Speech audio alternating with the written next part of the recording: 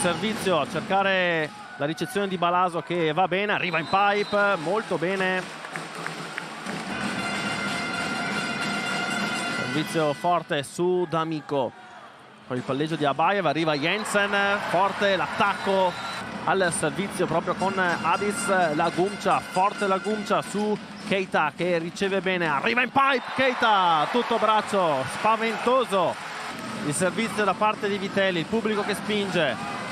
Löpki tiene bene in ricezione, il palleggio proprio per Löpki, tiene Vitelli, Abayev per Keita, il muro, altro attacco per Verona, Abayev sempre da Keita in diagonale, esplode il palla GSM Haim, Verona va in vantaggio 1-0, non poteva che passare. La concentrazione, il primo ingresso del match per Gargiulo, Mosic in ricezione, poi può solo appoggiare Jensen, Lagumcia, il tocco al muro di Vitelli, poi la difesa di D'Amico, Jensen duella sopra la rete con Lagumcia, ancora Javoronok, tiene in difesa, poi arriva forte, fortissimo il punto, proprio lui va al servizio,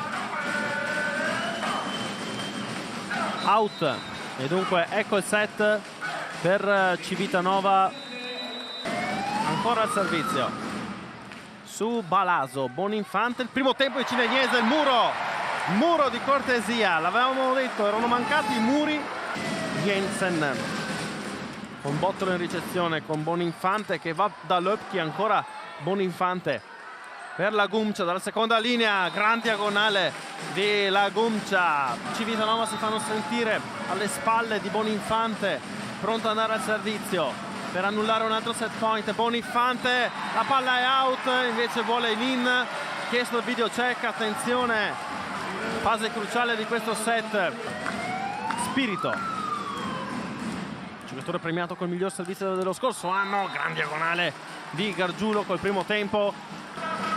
grande ritorno per lui oggi in campo con la maglia della Lube. Spirito dall'altra parte prova a rispondere con la stessa moneta, Verona con cortesia con il primo tempo, però poi la palla viene murata e dunque rimane vacante, preda di Keita che mette giù il punto.